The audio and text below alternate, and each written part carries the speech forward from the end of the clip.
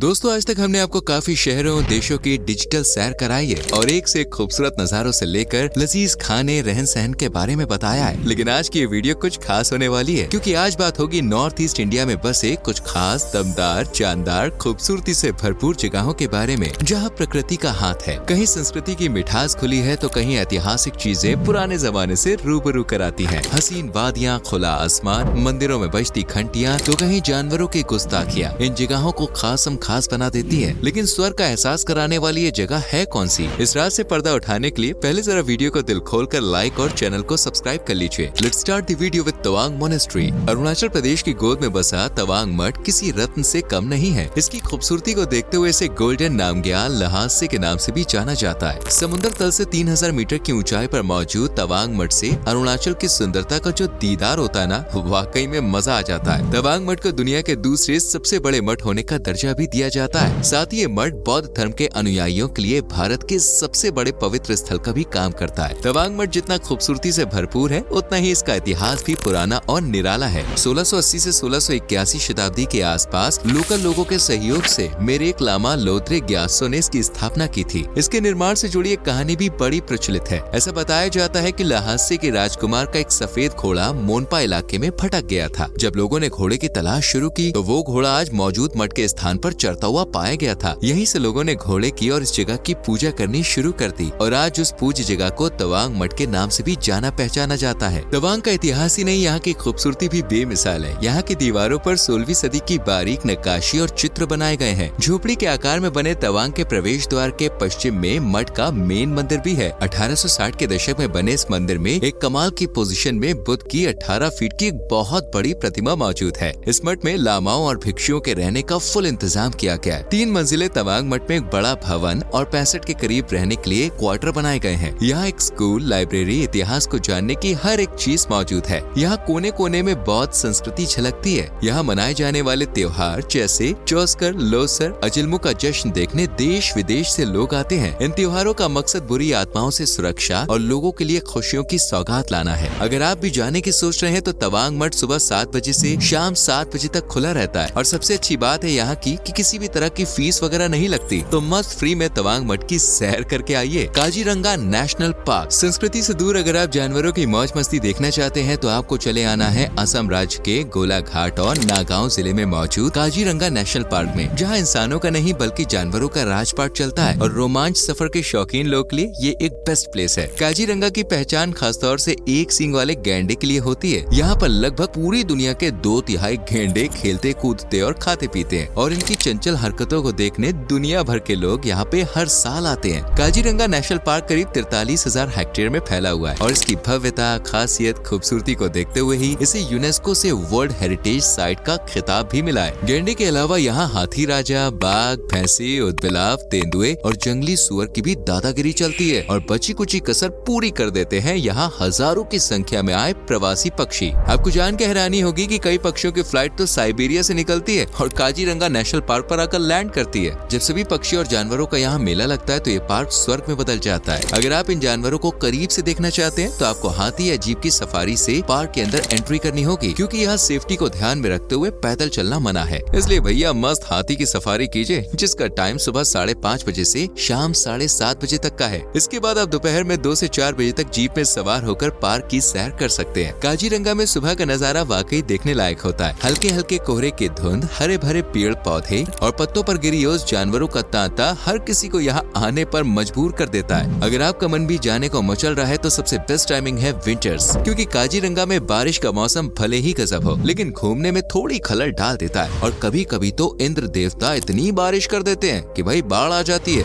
और गर्मियों में सूरज दादा अपना प्रकोप बरसाते हैं। इसलिए बॉस, सर्दियों का मौसम घूमने के लिए परफेक्ट है। Shillong, Scotland of the east, झीलों का शहर जैसे नामों से मशहूर शिलोंग खूबसूरती का बेहतरीन नमूना है और मेघालय की सबसे नायाब जगहों में शुमार किया जाता है। ऊंचे ऊंचे पहाड़, हरियाली के बीच में बसा ये शहर कभी कोहरे की धुंध में लिपट जाता है तो कभी सूरज की चमकती रोशनी से खिल उठता है। मेघालय की राजधानी का ताज अपने सर पर पहना शिलोंग कई शानदार जगहों का मालिक है और एक फेमस हिल स्टेशन भी है। शिलोंग का नाम आपको पता है शिलोंग कैसे पड़ा? दरअसल इस शहर को अपना नाम यू शिलोंग देवता से मिला है और प्रकृति ने भी इस पर भर भर कर खूबसूरती लुटाई है, जिसका नमूना है एलिफेंट फॉल्स। यहाँ परिवार के साथ जाओ या दोस्तों के साथ, मजा फुल आने वाला है। इस झरने को अपना नाम नाम तल पर मौजूद एक चट्टान से मिला है, जिसका आकार हूबहू हाथी की तरह नजर आता है। चारों तरफ ऊंचे ऊंचे हरियाली से लदे पहाड़ और झरने से गिरता क्रिस्टल सा साफ पानी दिलो दिमाग पर सुकून का पर्दा डाल देता है। और अगर आप फोटो के शौकीन हैं, तो बॉस फोटो भी एक से गजब आती है। वैसे प्रकृति ही नहीं, मानव द्वारा बनाए गए UMIAM झील भी किसी से कम नहीं है। इस झील को 1960 के दशक में उमियम नदी पर बनाया गया था। दूर दूर तक फैला नीला साफ पानी और ऊपर नीले आसमान का मिलन नजारे में चार चांद लगा देता है। इसके अलावा जब आप यहाँ बोटिंग करेंगे तो मजा डबल हो जाएगा। वैसे अगर आप एडवेंचर प्रेमी हैं, तो आपके लिए परफेक्ट प्लेस है समुद्र तल से 6449 फीट की ऊंचाई पर बसी शिलोंग पीक, जो कि शिलोंग की सबसे ऊंची जगह है। और कहा जाता है कि यहाँ शहर की रक्षा करने वाले देवता रहते हैं। वैसे अगर आपको शहर के इतिहास से रूबरू होना है, तो आपको चले जाना है जॉन बॉस्को म्यूजियम, जो जानकारी का एक अड्डा है। और यहाँ 17 गैलरीज मौजूद हैं, जिनमें कलाकृतियाँ, पेंटिंग और मूर्तियों जैसी कई दिल लुभाने वाली चीजें आपका इंतजार कर रही हैं। इस म्यूजियम को एशिया का सबसे बड़ा म्यूजियम भी माना जाता है। जानकारी इकट्ठा करने के बाद आप लेडी हायदरी पार्क, पुलिस बाजार, डेविड स्कॉट ट्रेल जैसी तमाम जगह घूम सकते हैं।